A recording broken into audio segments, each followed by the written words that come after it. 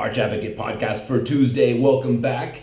Gonna read a little devotional to you, and you're gonna have to forgive me if I seem a little swazy, a little bit relaxed. Woke up this morning and had a little Russian collusion, if you know what I mean. Anyways, listen. Nothing can prepare you for battle. Nothing can prepare you for the realities of war. Nothing. And that being said, the battlefield itself is not the place to try to learn how to do battle. All right? You have to prepare yourself as much as you can and then get out on the battlefield. Then you're going to, then your training and everything that you know will come into play. But the realities of what you're going to see, nothing can prepare you for that. So you have to be focused. And for the guys that are partaking in the morning prayer training that I'm doing right now, there are just a few of you guys, but I'll try to keep all the listeners kind of lockstep with this. Look, what we're doing right now is we're doing 30 days of practicing gratefulness. That's 30 days of waking up first thing in the morning. And this is what I add. Like, if you want to join us, here's what I ask. It has to be first thing in the morning. This has to be your waking thought. And that's, you'll for those of you that are partaking in it already, you will see why soon. And it won't be long. There's 5 days a week, maximum 15 minutes, and weekdays only, and a 30-day commitment to do that. Now, if you can't do that, but you kind of want to follow along, you just can't meet with me on the phone first thing in the morning, that's fine. But if you do want to follow along, you write down 3 things every morning that you know you should be grateful for, or something that you are genuinely grateful for. The thing is that the further out of practice you get, the less. Gratefulness is a practice, and if you don't practice it, the first thing you're going to realize is like, wow, I'm really not grateful for anything. I mean, I have. Here's one thing. Actually, you know what? Let me just back off before I go into that. Look, the battle is on, right? The dog, they have let slip the dogs of war, as Shakespeare said. It's on. It's not coming. It is now. We just saw, once again, you know what I mean? It's not like, oh, well, you're just taking this one thing. It's like, no, I could sit here. I've been podcasting every day for a year. How many things do I have to point out that it's like, what about this? What about this? What about this? Like, if you put it all together in a basket, it spells out, they're coming. And we just saw on last Friday, Gestapo tactics on what are called procedural crimes, right? That's crimes where it's like, oh, you said one thing, but actually it was this other thing, and you spoke out of school when you were testifying to Congress, you forgot stuff, maybe you emphasized something. It's procedural, not crimes against humanity. And when you're talking about sending 36 armed for war FBI agents to a man's house for procedural things where it's clear, the motivation is clear. You want that guy because you hate the president. You want that guy because you think that he's going to say something that's going to make it look like Donald Trump is like working for Vladimir Putin. So good luck with that. Good luck with that, Bobby. Good luck with getting that guy to do what you want him to do. Good luck with that. Anyway, before I'm going off on a tear. Let's not get wound up on that, yo. Let's do our morning devotion, shall we? This morning devotion was written by Sarah Young. It's a devotional book called Jesus Calling, if you want to go down to Barnes & Noble and pick it up. Jesus Calling. Sarah Young was a longtime missionary, and this book is written in the first person, so it is as if Jesus is speaking to you. Some people would say, oh, isn't that blasphemous? You're not supposed to That's like claiming that you're Jesus or claiming that you're God. It's like not any more than Jim Caviezel playing Jesus is a sin. You know what I mean? There's a show, a really good show. You guys, if you want to hear a really good show, it's a radio show, but they put it on a podcast. It's called The Jesus Christ Show. And the host is Jesus Christ, right? You say, oh, Pete, this is weird. Listen, I thought it was weird at first, too. In fact, I had to call in. The first time I heard it, I was like, okay, what's really going on here? This sounds kind of blasphemous. This guy does his whole show as Jesus Christ. Refers to himself as Jesus Christ, and that's the whole thing. But the way that the guy explains it, he says, listen, this is live theater. I'm not doing anything different than what Jim Caviezel did when he pretended to be Jesus and spoke the words of Jesus. He's like, when if your children are involved and they start asking questions like, oh, is that really Jesus? You have to explain to them what is actually happening here. Because we are meant to represent Jesus Christ and his Father and his kingdom. That's who we're meant to represent. And when you represent somebody, like, it's the power of the word and the power of the name. It's like when if I were in the United States, like if my wife went to the bank, said, I want to take out a loan, she would sign my name to it. She would put her name first and then my name, Dobson. She would take out a loan and it would be on me. Because in that instant, she is me. That's how that works. That's how the transfer of authority works. You bear the name, you are that person. You want to bear the name of Jesus Christ, you better take it seriously. A lot more seriously than I've taken it my whole life. You know what I mean? Anyway, so this guy has a really good show. It's called The Jesus Christ Show, and it feels a little, I don't know, blasphemous or whatever at first, but then you listen to the guy talk, and he'll explain it like in the middle of the show. And he even refers to himself as his producer, and he talks about his producer. He's actually talking about himself. The guy's name is Neil something. Neil... Oh, golly, I can't remember. But he's, by profession, he's actually a food critic. He's this Mexican dude, and he's one of the best. Like I told you guys, there's not many ministers I'll listen to for a lot of reasons, most of which you're already familiar with because you're of the same mind. It's like I just don't want to hear any more BS. I'm just going to narrow it down to 3 or 4 guys or whatever, and I'll just listen to those people, and that's it. I don't, what if somebody else comes up, then it's in the Lord's hands. I'll listen if God directs that to me. But for now, I'm putting sanctions on ministers. Sanctions. I don't listen to you. It's not that you're bad. It's just I can't trust you. Right? And this guy, the Jesus Christ Show, listen to it. It's really good. Anyways, where was I? Representing Jesus Christ. We're living in a time where it's going to be very, very easy to get distracted from engaging in the training that you're going to need for the battle. There's distractions everywhere. There's billboards everywhere, televisions, phones now. You have a television in your phone. Crazy, huh? You got kids, you got work, you got spouses, you've got traffic, you've got Antifa, you've got Democrats, and you got Republicans, and Ted Cruz, and war in the Middle East. Europe is preparing for war.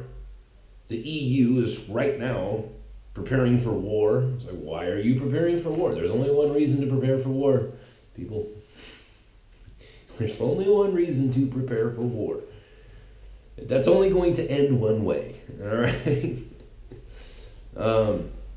You get distracted by all that. Those are all distractions. They're all distractions, right? And the way that you make all of those things not distractions is by keeping your focus on the one thing that is important. That being said, I'm going to read this devotion. This is very timely for me and for you guys. That's why I was mentioning you guys in the prayer meetings that we're having. is this is very timely. 'Cause, I'll get into that in a second. And I read, January 29th, keep your focus on me. Jesus says, keep your focus on me. I have gifted you with amazing freedom, including the ability to choose the focal point of your mind. Only the crown of my creation has such remarkable capability. This is a sign of being made in my image. Let the goal of this day be to bring every thought captive and bring that captive to me. Whenever your mind wanders, lasso those thoughts and bring them into my presence. In my radiant light, anxious thoughts shrink and shrivel away. Judgmental thoughts are unmasked as you bask in my unconditional love. Confused ideas are untangled while you rest in the simplicity of my peace. I will guard you and keep you in constant peace as you focus your mind on me. That's very good because it's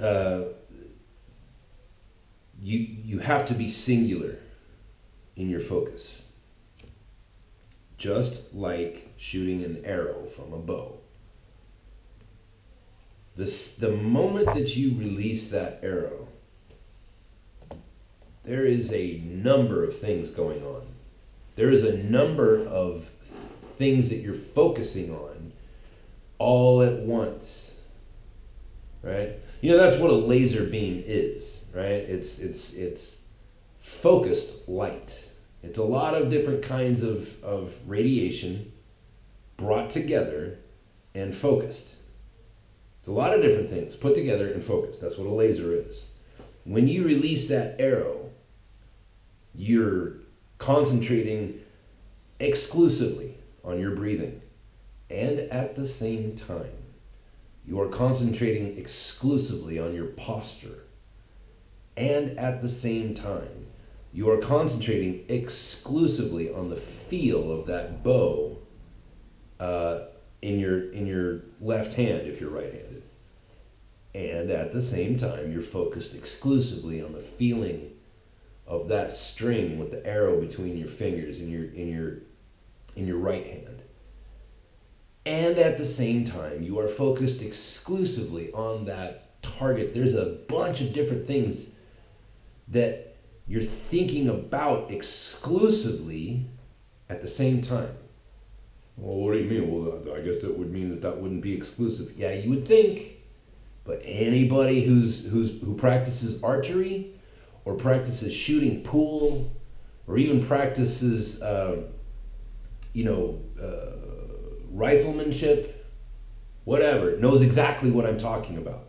You know exactly what I'm talking about. Like if you go to the gun range, I don't know, once a month at least, and you take 200 rounds with you for practice, you know exactly what I'm talking about, right? But archery is just the best. That's why I keep going to it. You focus exclusively on all those things.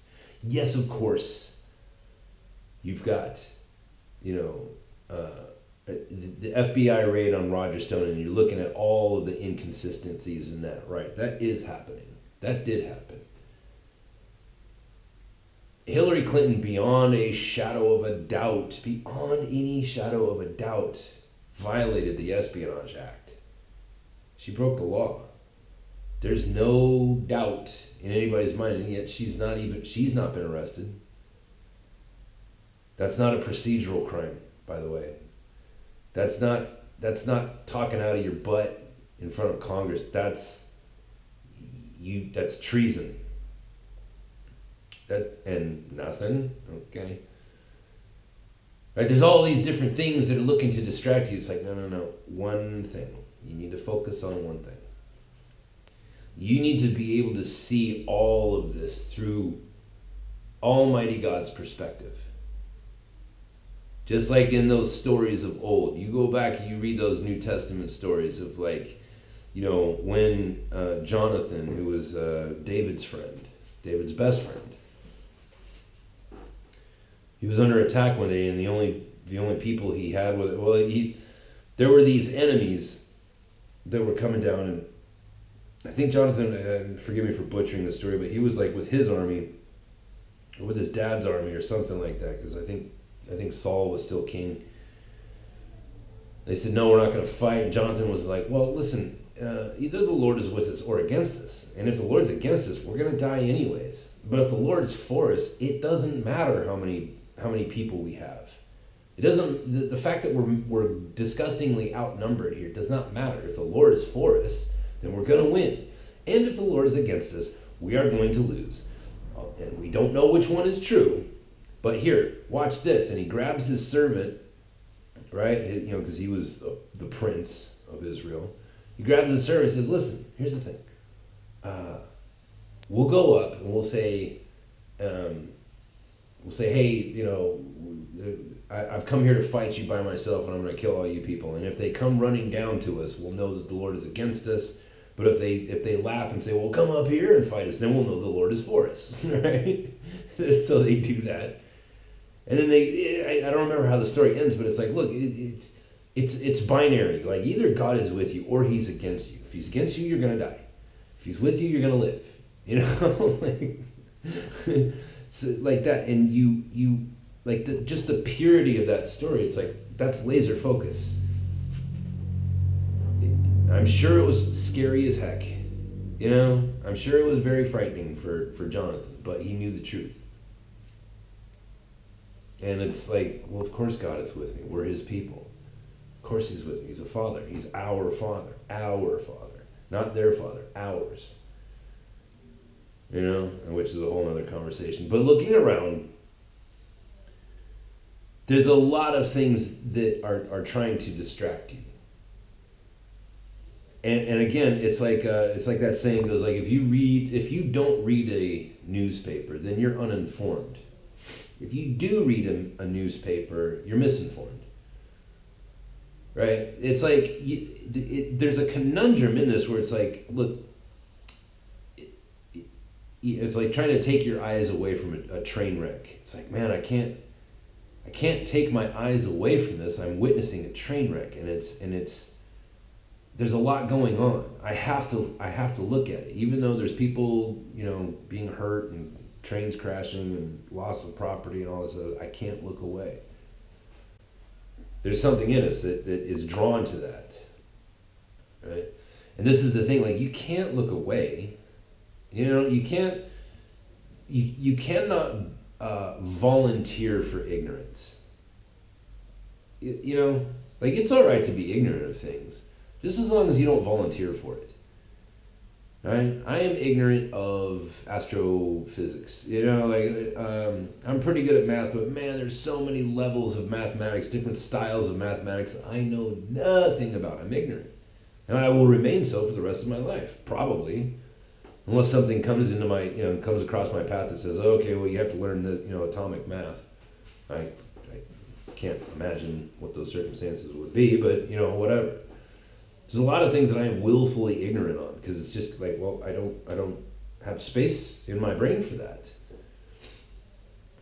That's all right, but when it comes to this, it's like, look, if you're of the mind where you feel like you should be abreast of this, well, it's probably for a reason. There's a lot of people in America who have no idea what just happened to Bob Mueller. There's a lot of people.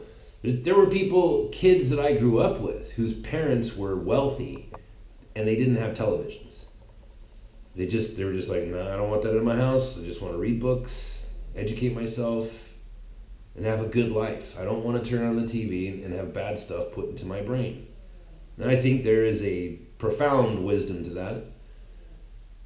But for people like me, it's like, no, I have to keep my eye on things.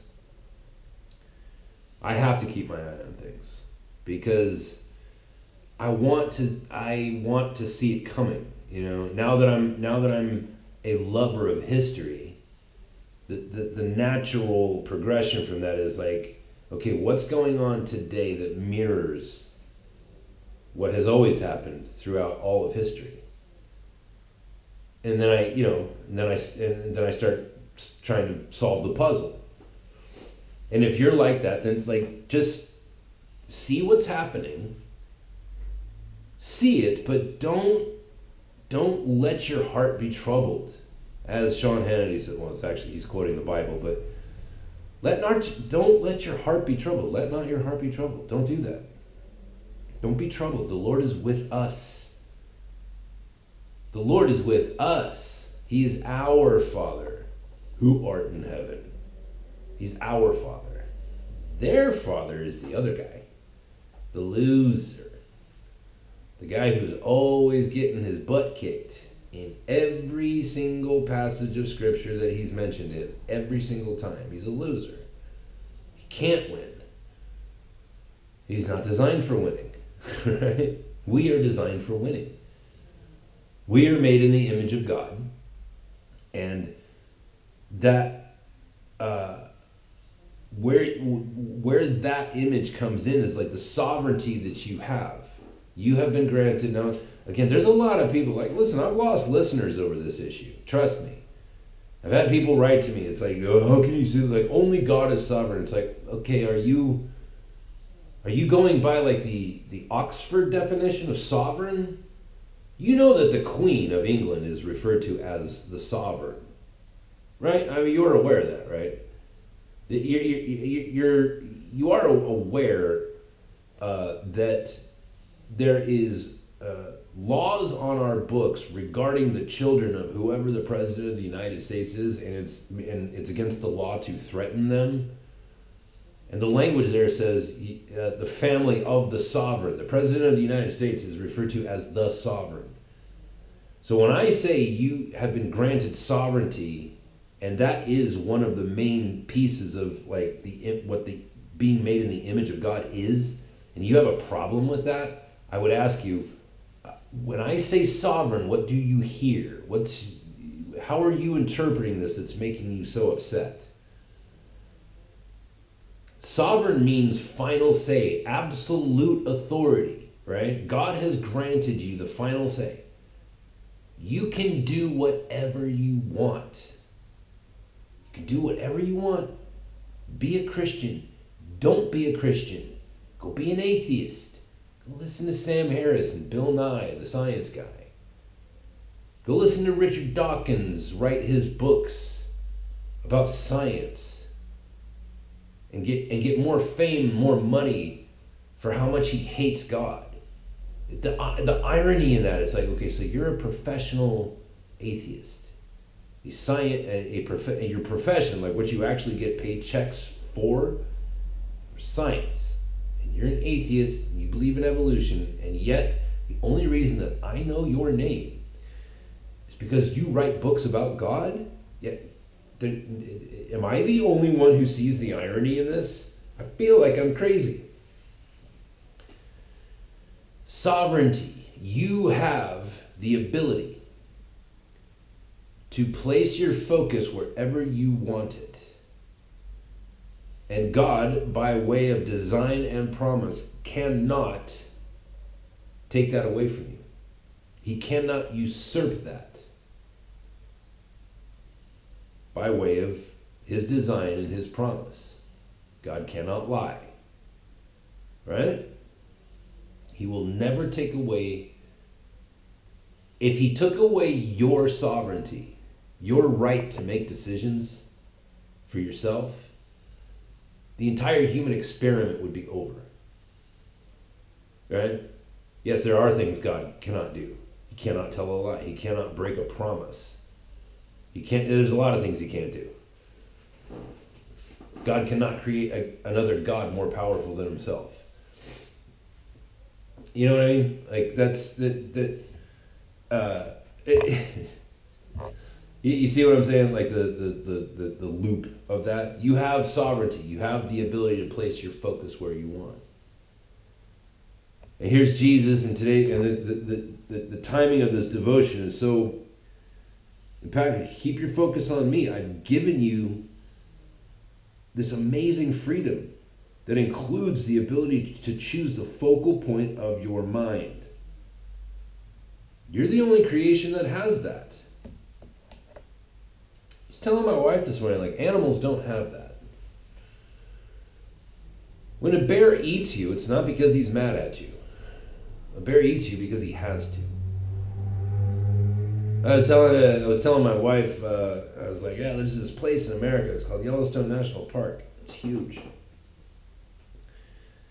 There's all kinds of beasties out there. You got buffalo. There's a couple different types of bears. They've reintroduced gray wolves. Like there's bobcats. There's deer. There's all kinds of stuff out there. Most of which can kill you and kills other animals. Like that's how it keeps itself alive. And when you go to Yellowstone National Park, when you pull through that gate, the guy at the gate or girl will tell you, listen, this is not a zoo.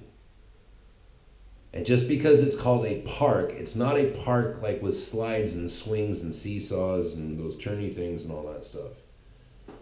This is just a big piece of wilderness that we've kind of sectioned off and put, guard posts around. But everything inside of here probably wants to kill you. Do not get out of your car. Don't take any pictures next to any bears or moose or anything. By the way, moose, if you ever see a moose in real life, you'll understand, like we're still living with the dinosaurs. Like a moose is just a gigantic, and they're mean, like moose. What's the plural of moose? They hate people.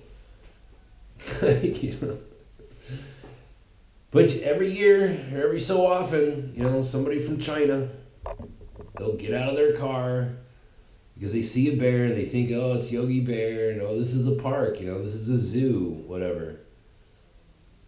They didn't have enough handle on the English language to understand what that guard was saying, and they just get out of their car to go take a selfie with the bear, and they get eaten. And then the rangers have to go out, track that bear down, and kill it. Because once it gets a taste for human blood, it's like, oh boy, long pig, it's on.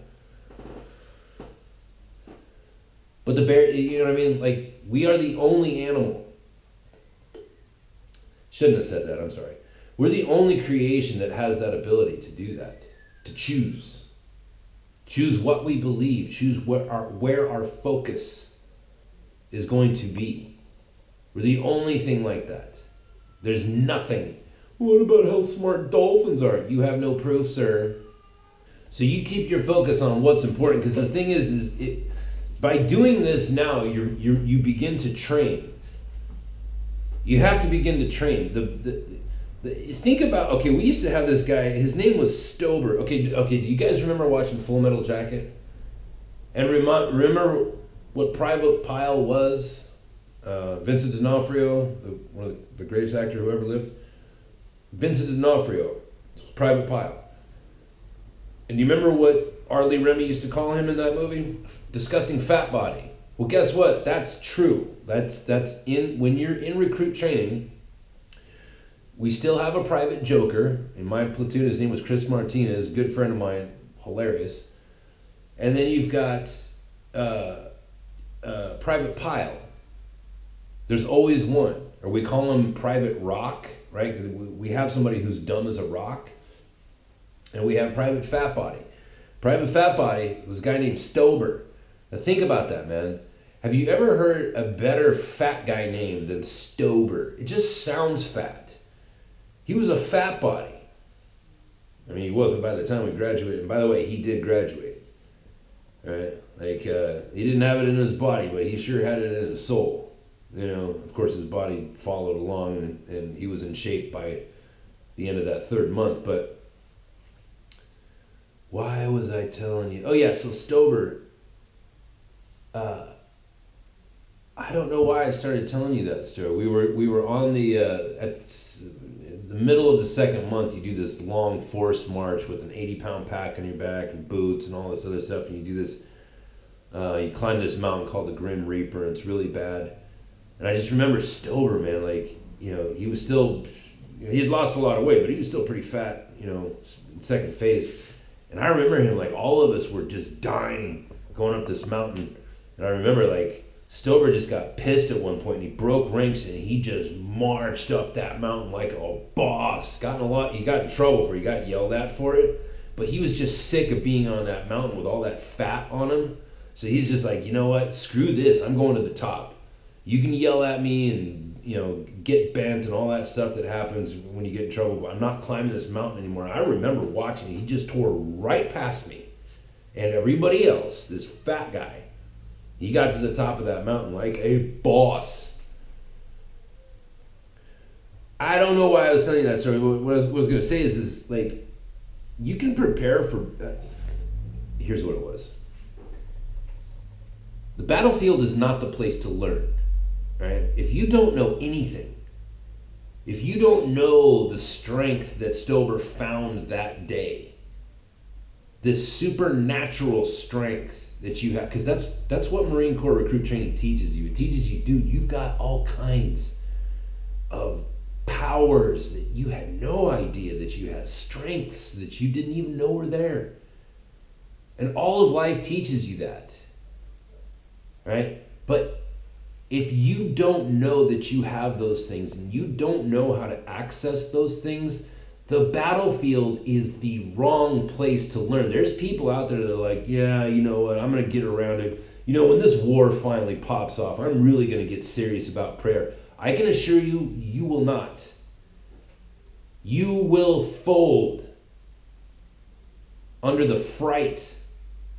The battlefield is not the place to try to learn how to hear the voice of God. That's not the proving grounds. Woe unto you if you think that's how that's going to go down. It will not. If you're going to put it off until things get much, much worse, you're going to fold. You're going to be the first in line when they say, hey, listen, everybody, if you want some food, we need to know. Are you going to be a good socialist, or are you going to be a Christian? You know what you're going to do? You're going to take that food for your children. Because after all, man, you've got to be responsible. What kind of God would require me to not take food for my children? You think that hasn't happened before? Recently? It's coming, people.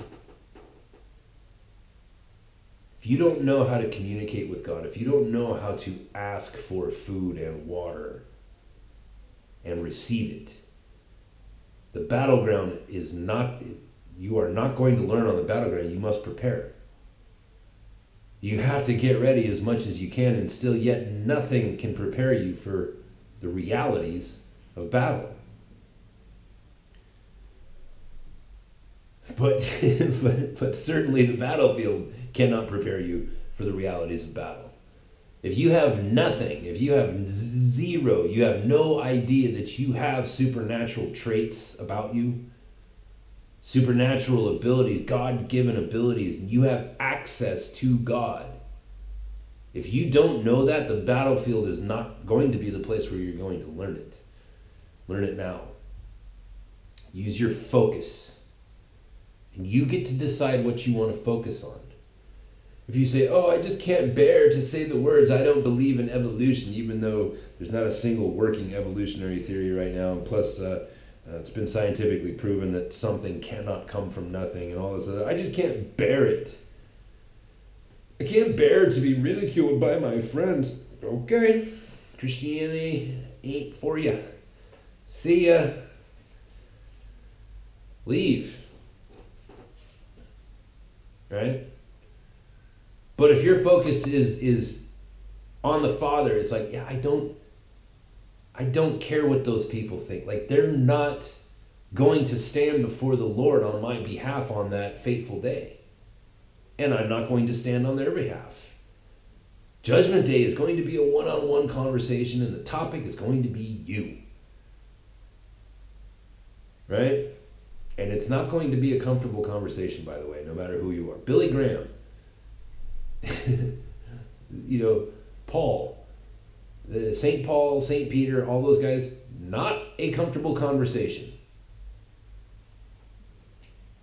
And they're not going to be there. Those people that are like going to ridicule you because you don't believe in evolution because it's so horribly flawed.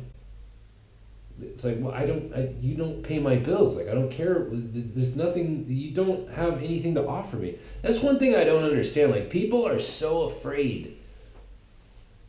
People are so afraid of being viewed as being wrong that they will agree with strangers. That's one thing that I can see that is like a universal experience in humanity. But just for some reason, I don't have that. I really, if I see a stranger and he's like, what do you believe in the flying spaghetti monster? And you think God created everything, even though the science says we all evolved from everything? It's like, I don't know who you are. And because I don't know who you are and have no connection to you, the amount that I know you is how much I value what you think. And I don't know you at all. I just don't. It just doesn't work on me. I suppose it did when I was in 8th grade or whatever a little bit, but that's just something I've always looked at like, wow.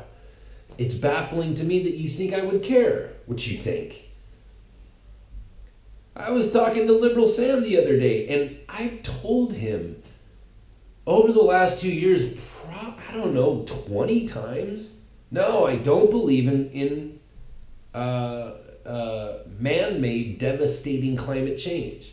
Yes, I believe that climate is changing.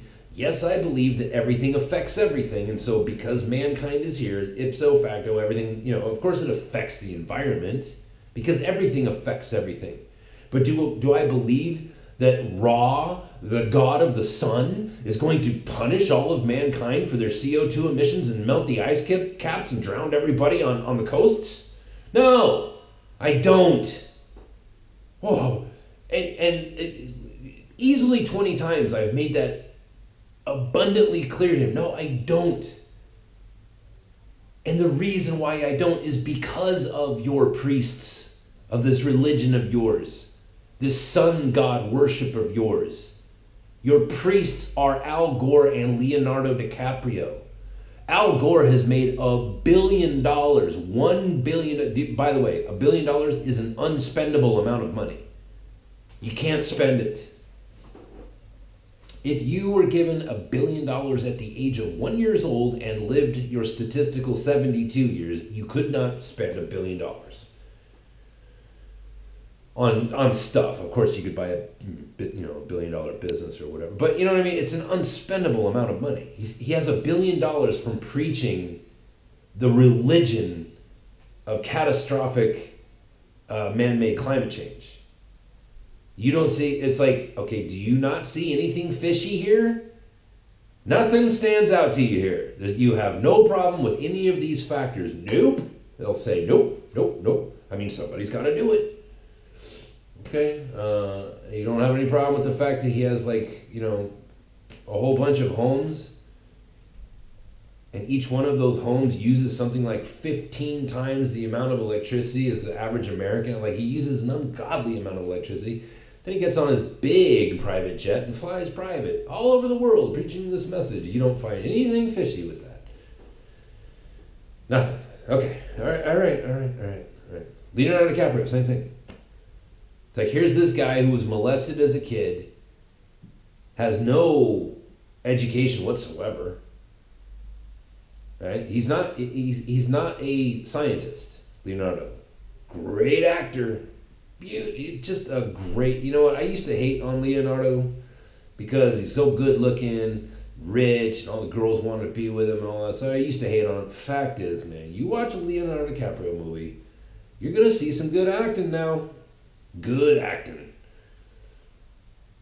Even if he's in a movie that I think is crap, the acting is still going to be good. But it's like, yeah, you're a good actor. Stay in your lane, bro. Don't be flying around the world telling people like, oh, you have to use less fuel. As he's fueling up his jet to fly off to the next place to you don't see anything. And so I'm talking to Sam, and yet again, this was just like a few days ago, and he's like, so. You mean to tell me that you don't believe in this? It's like, Sam, I've told you this many times. I guess you're just not hearing me, so let me make this clear to you. No, I don't. And this is a guy that, I do care about him. right? I consider him somewhat of a friend. A friend in the sense where it's like, I'm not going, like, if I'm disrespectful to him, it will be done jokingly. Like, I don't respect a lot of his opinions, but, you know, I like the guy well enough. But even with him, it's like, dude, you can't, like, he was talking to me and he was trying to shame me. And he even said at one point, he's like, you know what, people like you and all of the people like you are old people. By the way, he's like 32. Right? Like, I'm 13 years, we are not separated by a generation. Sam is 32, I'm 45. We are in the same generation. That's, by the way, a generation is technically 40 years, but we can call it 20 if you want. You know, it's improper, but a generation is 40 years. Sam says, you and your generation, you're old, and pretty soon you're going to die off, and the statistics say that people like you are dying off, and I can't wait till you're out of the way. It's like, wow, you just wish death on me? You just said you can't wait for me to die. And everybody that is like me, who is millions and millions of people, tens of millions of people are just like me. And you just took that first step towards becoming Hitler. You just wished death on me. The next step is starting to dream about helping that process along. You know what I mean? And he's sitting there trying to shame me, and I'm just like, I don't understand why you think that that you think you have the authority to put me to shame. You don't have that authority. There are people that do, most of which bear my name. You know what I mean? My wife can do that. My mom, I suppose, and I think that's probably the end of the list. I don't allow people to shame me. Because it's like, well, I don't give you that. If I do give you that, then you're going to be close to me, very close to me.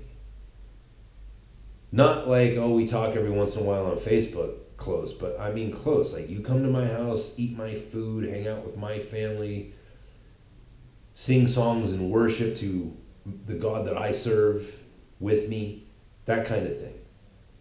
You have that, and then you'll have that kind of authority, but not a moment beforehand. I don't understand why people get so weird about having people tell them that they're like, oh, I just don't want to be wrong. Do you know, dude, you are wrong. We're all wrong all the time about something. And people are scared to death of that. It's one of the most bizarre things. Don't give people that kind of authority. Don't give people that kind of focus. They don't deserve it. They're never going to pay your bills. They were never going to like you.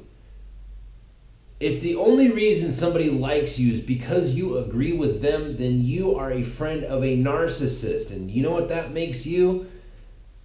A narcissist. Why would you want that kind of friend? Why would you want that in your life? It's disgusting. Stay away from it.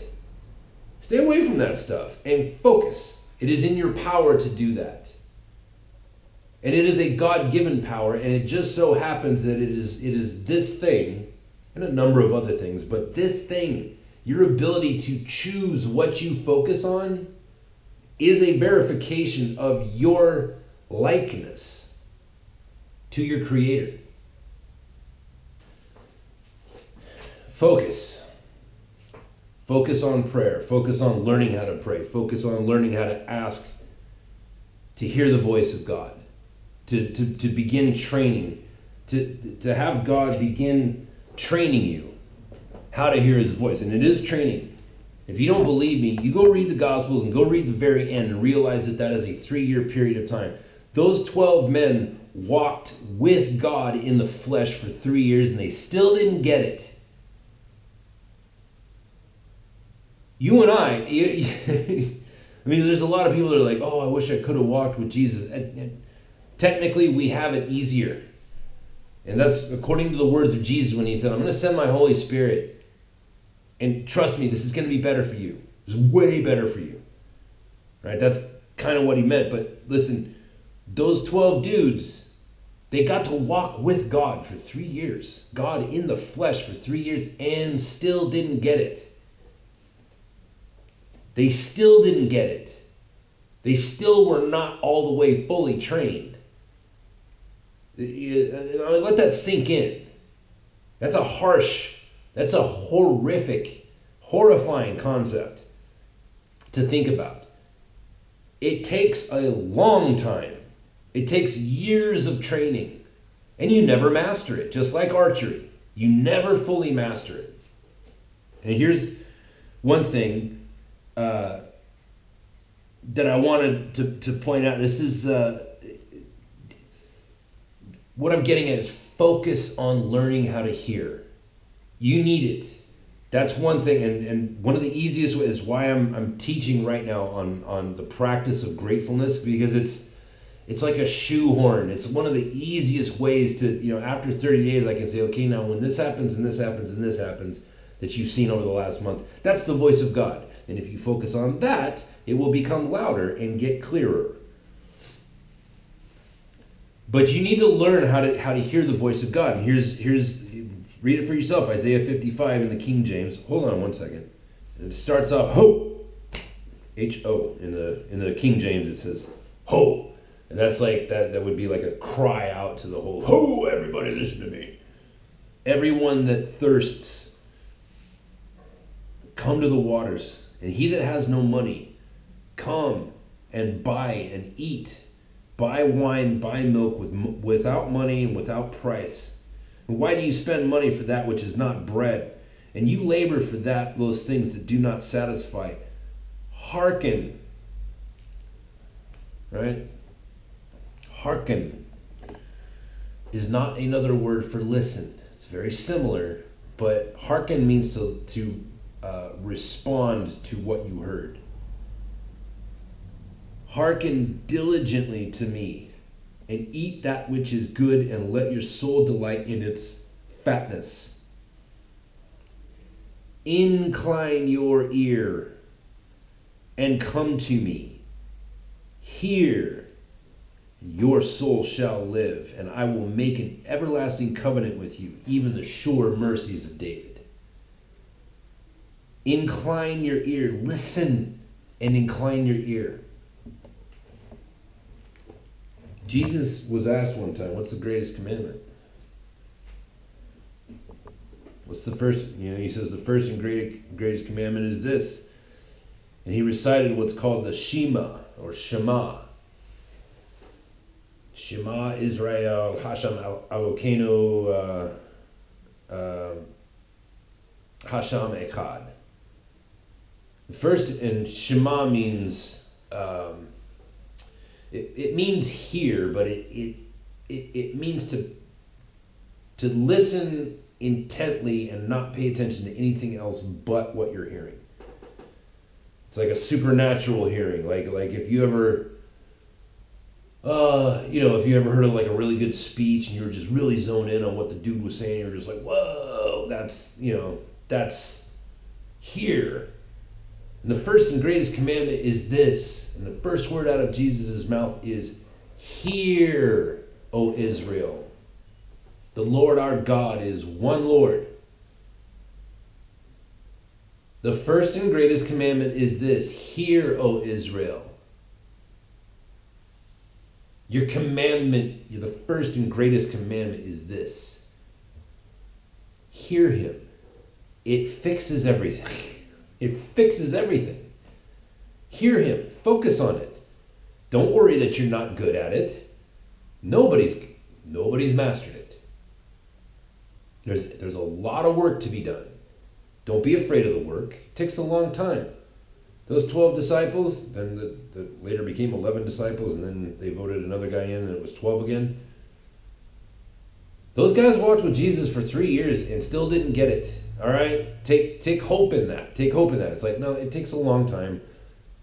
There's no levels. It's just chambers. You know what I mean? Like, don't get too good at it. But now is the time to hear, O Israel. The Lord our God is one Lord. Check it out for yourself if you want. It's in Isaiah 55 in that one passage, and of course you can always check the words of Christ for yourself. They're in red if you're reading any sort of modern kind of Bible. That is the show for today. If you want to support the show, paypal.me/archavocate. Put a little tippy in the tip jar. That's it. I will talk to you tomorrow.